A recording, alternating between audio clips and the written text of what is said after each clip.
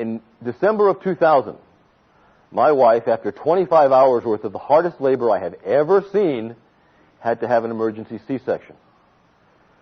Her ligaments in the symphysis pubes wouldn't stretch. She had fractured them years ago. They cemented shut, and she just didn't expand. There's an there's an almost 10-pound baby in there, and he couldn't get out.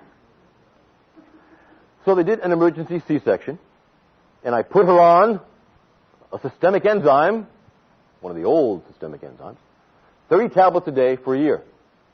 I was going to keep scar tissue from happening. We weren't going to let scar tissue build up in there because I've heard horror stories about gals who've had C-sections having to go back every couple of years and getting the scar tissue cut away.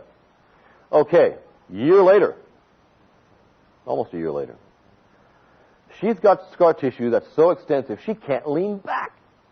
She's restricted in her range of motion in her torso. It's so extensive you can palpate it from the outside, and it feels like this dense spiderweb going from the bottom of her rib cage to the top of her pelvic bone.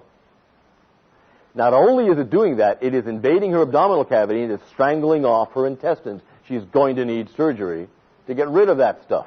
And I was horrified because, hey, this stuff is the best systemic enzyme in Europe. It's supposed to work.